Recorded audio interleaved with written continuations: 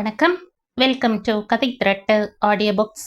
இந்த வீடியோவில் நம்ம என்ன கதை கேட்க போகிறோம்னா, யாருக்கு யார் சொந்தம் சிறுகதை. நம்ம சேனலை இது வரைக்கும் சப்ஸ்கிரைப் பண்ணாதவங்க சப்ஸ்கிரைப் பண்ணுங்க. பக்கத்தில் இருக்கிற பெல் ஐகானை கிளிக் பண்ணி ஆல்ங்கிற ஆப்ஷனை ப்ரெஸ் பண்ணுங்க. ஹைப்புங்கிற ஆப்ஷனை கிளிக் பண்ணி இந்த வீடியோவை ஹைப் பண்ணுங்க. வாங்க கதைக்குள்ள போகலாம். இந்த விஷயத்தை இப்படியே விட்டுவிட வேண்டும் அமுதா, வெளியில் தெரியக்கூடாது என்று கூறினான் ராஜேஷ். எனக்கு தெரியாதா ராஜேஷ், சொல்வேனா? பிராமிஸா? பிராமிஸா? எனக்கு தெரியாதா எதை சொல்ல வேண்டும், எதை மறைக்க வேண்டும் என்று? நான் என்ன சின்ன குழந்தையா? அது என்னவோ உன்னை நம்புகிறேன் அமுதா. என்னை தாராளமாக நம்பலாம். கையடித்து சத்தியம் செய்ய சொல்வீர்கள் போலிருக்கே. நோ நோ என்றவன் அவளுடைய சிரிப்பில் பங்கு கொண்டு சிரிக்கிறான். இந்த உரையாடல்களை நடையில் நின்று கேட்டுக்கொண்டிருந்த அரவிந்தனுக்கு ரத்தம் கொதித்தது. நண்பன் ராஜேஷ் தன் மனைவி அமுதாவிடம் இரு பொருள் வைத்து பேசுகிறான். என்ன நடந்திருக்கும் என்பதை தன்னால் யூகிக்க முடியாதா? நல்ல நண்பன் என்று நம்பி மனைவியிடம் சகஜமாக பழகவிட்டது எவ்வளவு ஆபத்தாகிவிட்டது. ச்ச! அமுதாவின் அமுத வார்த்தைகள் அவனை சித்திரவதை செய்தன. எனக்கு தெரியாதா ராஜேஷ், எதை சொல்ல வேண்டும், எதை மறைக்க வேண்டும் என்றல்லவா கேட்கிறாள். நடையில் நின்று என்ன ஒரு அசந்தர்ப்பமான பேச்சை கேட்கும் நிலைக்கு வந்துவிட்டான். மனம் முடிந்து போயிற்று. திரும்பி போய்விடலாமா? தன் வீட்டில் தான் ஏன் திரும்பி போக வேண்டும்? அப்பொழுதுதான் சிறப்பு ஒலிக்க உள்ளே நுழைந்தான். ஹலோ அரவிந்த் என்று வரவேற்ற நண்பனை காணவே பிடிக்கவில்லை. அதே அறையில் நின்று கொண்டிருந்த அமுதாவின் பக்கம் அவன் திரும்பவே இல்லை. ஒப்புக்கு பேசுவது என்று 2 வார்த்தைகளை பேசிவிட்டு போன் செய்ய போய்விட்டான். ராஜேஷ் சற்று நேரம் காத்திருந்து பார்த்தான். பிறகு போய் வருகிறேன் என்று ஜாடை செய்துவிட்டு போய்விட்டான். அமுதா கேட்ட எந்த கேள்விக்கும் அரவிந்தன் பதில் அளிக்கவில்லை. நேராக பெட்ரூமில் போய் படுத்து கொண்டான். காஃபி கொண்டு வரட்டுமா? வேண்டாம். தலையை வலிக்கிறதா என்றவள் பரிவோடு தலையை தொட்டு பார்த்து நெற்றியை வருடினாள். அவளையே முறைத்து பார்த்தான் அரவிந்தன். நீ என்னை விட்டு கொஞ்சம் வெளியே போனால் எல்லா வலியும் போய்விடும் என்றான் அரவிந்தன். பட்டென்று பச்சை இலை மேல் தீப்புள்ளி பட்டாற்போல வாடியது அமுதாவின் முகம். தன்னால் கொஞ்ச நேரம் போனால் சரியாகிவிடும் என்று அவள் நினைத்தாள். எந்தவித சந்தேகங்களும் மனம் விட்டு பேசிவிட்டால் தெளிந்து போய்விடும். ஆனால் அரவிந்தன் தன் மனதின் உள்ளேயே போராட்டத்தை நிகழ்த்தி கொண்டிருந்தான். வீட்டில் தங்கும் நேரத்தை குறைத்து கொண்டான். பாப் இசை போன்ற ஒலி நயங்களை தன் வாயால் முழக்கி கொண்டு தன்னை சுற்றி வரும் அரவிந்தனை தேடினாள் அமுதா. தன்னிடம் இப்படி பாராமுகமாக இருக்கும் அவள் அளவுக்கு என்ன தப்பு செய்தோம் என்று அவளுக்கே புரியவில்லை. நரக வேதனையாக இருந்தது. தானே 2-3 தடவைகள் போய் வலிய பேசியும் அவன் சரியாக பேசவில்லை. தூக்கமும் நிம்மதியும் இன்றி வாடினாள் பேதை. அவள் நினைத்தது போல சில நாட்களில் இந்த கோபம் சரியாகவில்லை. நடிகை வனமாலா ஸ்ரீயின் வீட்டில் காத்து கொண்டிருந்தான் அரவிந்தன். அவனுக்கு நடிப்பது ஒரு பொழுதுபோக்கு. அலுவலக வேலை நேரம் போக மீதி நேரங்களில் நாடக உலகில்தான் சுற்றி கொண்டிருப்பான். எடுப்பான தோற்றமும் சிறந்த நடிப்பும் இருந்ததால் சினிமாவில் நடிக்க வேண்டும் என்ற ஆசை இருந்தது. சில நண்பர்கள் வேறு அதை உசிப்பு விட்டு கொண்டிருந்தனர். அவர்கள் போட போகும் புது நாடகத்திற்கு வனமாலா ஸ்ரீயை அழைக்கவே அவன் காத்து கொண்டிருந்தான். நாடகத்தை அவள் முன்பு போட்டு காட்ட வேண்டும் என்ற ஆசை. இப்படி சினிமா உலகத்தில் உள்ளவர்களை சந்திப்பதால் தனக்கு சந்தர்ப்பம் கிடைக்காதா என்று ஏங்கிக் கொண்டிருந்தான் அரவிந்தன். அவனுடன் வரவேற்பறையில் இன்னும் சிலர் காத்து கொண்டிருந்தனர். வணக்கம். இள நீல வண்ண திரை சீலையை விலக்கிக் கொண்டு மின்னல் என வந்தாள் சினிமா தாரகை வனமாலா ஸ்ரீ. சிவந்த உடையில் தீ கொழுந்தாக திகழ்ந்தாள். வைத்த கண்களை எடுக்காமல் அவளையே பார்த்தான் அரவிந்தன். அவனுக்கு மட்டும் அவளுடன் நடிக்கும் பேறு கிடைத்துவிட்டால் கனவாக விரிந்தன அவனது நினைவுகள்.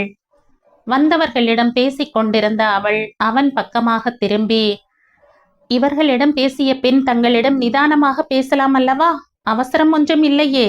வீணையை மீட்டினாற் போல ஒலித்தது அவள் குரல். அது அவனை இறங்க வைத்தது. அவசரம் ஒன்றும் இல்லை என்று உளறினான். எல்லோரையும் அனுப்பிவிட்டு அவனுடன் சாவகாசமாக பேச வந்தாள். வந்தவர்கள் பட தயாரிப்பாளர்கள் என்று யூகித்து கொண்டான்.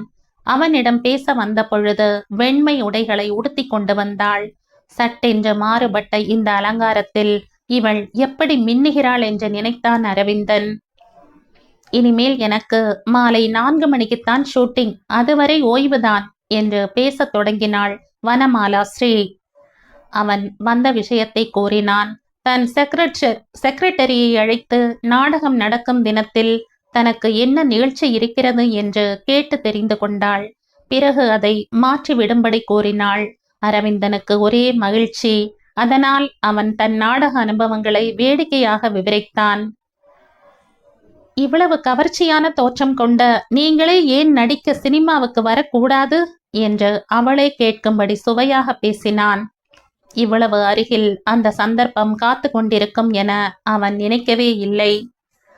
சினிமாவில் சான்ஸ் கிடைப்பது என்பது அவ்வளவு இலகுவில் இருக்கிறதா என்ன என்று கேட்டவாறே தன் மறைமுகமான அபிப்பிராயத்தை கொடுத்தான் அரவிந்தன். நீங்கள் விரும்பினால் என்னால் முடிந்ததை செய்கிறேன். ஓ எஸ், தேங்க்யூ. நாடக பாணியில் கரங்களை குவித்து கூறினான். அவனுடைய சிரிப்பில் இருந்த கவர்ச்சி அவளை கவர்ந்தது. அவன் எவ்வளவோ மறுத்தும் கூட தன்னுடன் உணவருந்த வைத்தாள். அதோடு கூட இல்லாமல் ஸ்டுடியோவில் எல்லோருக்கும் அவனை அறிமுகப்படுத்தி வைப்பதாக கூறி தன்னுடன் ஷூட்டிங்கிற்கு அழைத்து போனாள். இரவின் அந்தகாரத்தில் அன்றைய பகல் நிகழ்ச்சிகள் தந்த போதையில் இறங்கி கிடந்தான். ட்ரிங் ட்ரிங் என்று போன் ஒலித்தது. ஆபீஸ் தானே என்று கேட்டதற்கு எஸ் என்று பதிலளித்தான். பெண் குரல். அது நிச்சயம் அமுதா இல்லை. அரவிந்தன்? அழைத்தவள் வனமாலா ஸ்ரீதான். அன்றிரவு நடக்கும் ஷூட்டிங்கிற்கு அவனை அழைத்தாள். தன் எதிரில் வந்து நின்று வழிமறித்த அமுதாவை தள்ளி ஒதுக்கிவிட்டான் அரவிந்தன். அமுதாவை விஷம் போல வெறுத்தான். அடிக்கடி வனமாலா ஸ்ரீயை பார்க்க போவது, அவளுடன் வெளியே போய் வருவது எல்லாமே சகஜமாகிவிட்டது. அவன் போகாவிட்டால் அவள் தானே போன் செய்து வர செய்து விடுவாள். அமுதாவின் மேல் கொண்ட வெறுப்பிற்கு வனமாலா ஸ்ரீயின் நட்புதான் மருந்தாக இருந்தது. நாள் ஆக ஆக அவளை பார்க்க போயே தீர வேண்டும் என்ற பழக்கத்திற்கு அடிமையாகிவிட்டான். அமுதாவை பழி தீர்ப்பதென்ற உணர்வை மனதின் உள் வளர்த்து கொண்டான். வனமாலா ஸ்ரீயின் சிபாரிசுகளுடன் 2 படங்களுக்கும் ஒப்பந்தமானான். அரவிந்தன் நடிக்கப் போகிறானாமே, நல்ல ஸ்லிம் அப்பியரன்ஸ், நடிக்கலாம் என்று பேசிக்கொண்டார்கள். அன்றிரவு வனமாலாவுடன் ஷூட்டிங். திரும்பும் பொழுது நள்ளிரவாகிவிட்டது. அவன் தன்னுடைய வீட்டிற்கு கிளம்பி கொண்டிருந்தான். இந்த நடு இரவிலா? ஏன், என் பங்களாவிலேயே தங்கலாமே என்று கூறிவிட்டாள் அவள். இரவு மெதுவாக ஊர்ந்து மணி 2 நெருங்கிக் கொண்டிருந்தது. அவனுக்கு உறக்கம் வரவில்லை. புது இடம் என்பது மட்டுமல்ல, அவன் எந்த நாளிலும் வெளி இடங்களிலும் தங்கும் பழக்கம் உடையவன் இல்லை. நடு இரவானாலும் வீட்டுக்கு போய்விடுவான். நிலம் ஒன்று நடந்து வருவது போல இருந்தது. கண்கள் தான் கனவு காண்கின்றதோ? இல்லை, அவன் தூங்கவே இல்லை. நினைவுகள் விழித்து இருக்கின்றன. அவன் அருகே வந்தவள் வனமாலா ஸ்ரீதான். நீ நீ குழறினான் அவன். நானேதான் அரவிந்தன். குரல் தழுதழுக்க கூறினாள்.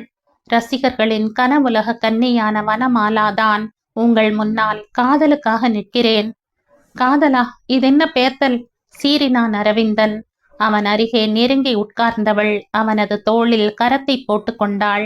முகத்தை திருப்பினாள். சாகசக்காரி.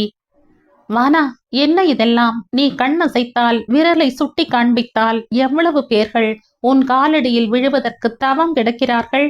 போயும் போயும் என்னை என்ன செய்வது அரவிந்த்? நானும் என் மனதையே பல முறை கேட்டுக்கொண்டேன். தங்கள் சிரிப்பை கண்டால் மகுடி முன்னால் ஆடும் நாகமாக ஆகிவிடுகிறேன். தங்களை காணாவிட்டால் நான் தவிக்கும் தவிப்பு யாருக்கு தெரியும்? கொஞ்சலும் கேவலமாக அந்த குரல் ஒலித்தது. அவனுடைய நெஞ்சு படபடப்பு தீரவில்லை. விருட்டென்று எழுந்து வெளியே நடந்தான். நடு இரவு மெல்ல நகர்ந்து கொண்டிருந்தது. நடந்தே வீட்டிற்கு வந்து விட்டான். காரிலாவது போங்கள் என்ற வனமாலாவின் வார்த்தைகளை காதில் போட்டு கொள்ளவில்லை. திரும்பி கூட பார்க்காமல் நடந்தான். ஒரு நண்பனை பார்க்க போனேன். அதனால் அவனுடன் சினிமா போகும்படி ஆகிவிட்டது. டாக்ஸி எதுவும் கிடைக்கவில்லை. நடந்தே வரும்படி ஆயிற்று. ஊரிலிருந்து எதிர்பாராத விதமாக வந்திருந்த அமுதாவின் தந்தையிடம் இப்படி கூறினான் அரவிந்தன். இவர் எதற்காக முன் அறிவிப்பின்றி இப்படி குதித்திருக்கிறார் என்ற கேள்வி குடைந்தெடுத்தது. நான் அப்பா கூட இன்றிரவு ஊருக்கு போகிறேன். குளிக்க தயாரானவன் முன்பு வந்து நின்ற அமுதா கூறினாள். இளைத்து கருத்து உருமாறி நின்ற அவளை நீண்ட நாட்களுக்கு பின்னால் ஏறிட்டு பார்த்தான். அந்த நிலையிலும் அவள் அழகு மங்கவில்லை. நான் யாரையும் தடுக்க போறதில்லை பட்டென்று கூறினான். உங்கள் சினிமா நாடக வாழ்க்கை எல்லாம் முடிந்த பிறகு நான் வேண்டும் என்று நீங்கள் விரும்பினால் வருகிறேன். என் தேவை கிடக்கட்டும். நீ இல்லாவிட்டால் உன் ராஜேஷ் வாடி விடுவானே, அவனிடம் நீ உத்தரவு வாங்கிவிட்டாயா? தீயால் சுட்டது போல துடித்து போனாள் அமுதா. என்ன உளறுகிறீர்கள்? குடி போதை இன்னும் தணியவில்லையா? நான் குடிக்கவும் இல்லை உளரவும் இல்லை என்றவன் ஒரு நாள் சில மாதங்களுக்கு முன் நடையில் நின்று கேட்டதை அப்படியே கூறினான். கன்னத்தில் கண்ணீர் வழிய துடித்து போனாள் அமுதா. நீங்கள் பேசிய பேச்சு இரு பொருள்பட அப்படித்தான் இருந்தது. அவர் சொன்னதை உங்களிடம் சொல்ல நீங்கள் எங்கே டைம் கொடுத்தீர்கள்?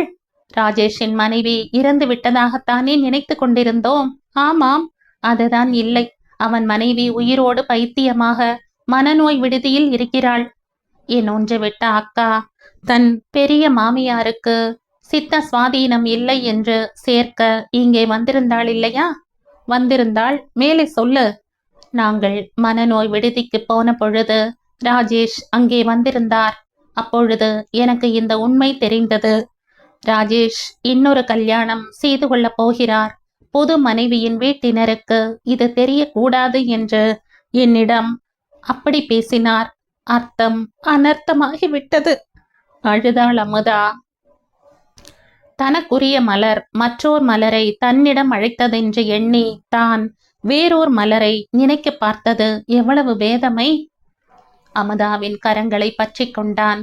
நீ ஊருக்கு போக வேண்டாம் அமுதா. ஏனாம்? இனியும் நம்மிடையே பிரிவு வேண்டாம். அவளை அணைத்து கொண்ட பொழுது எல்லையில்லாத ஆனந்தம் அவர்களிடையே பொங்கியது.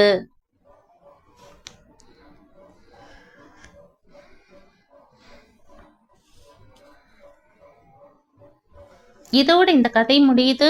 இந்த கதை உங்களுக்கு பிடிச்சிருந்தா லைக் பண்ணுங்க, ஷேர் பண்ணுங்க, சப்ஸ்கிரைப் பண்ணுங்க. மற்றும் ஒரு இன்ட்ரெஸ்டிங்கான கதையோட அடுத்த வீடியோல சந்திப்போம். பை. தேங்க்யூ.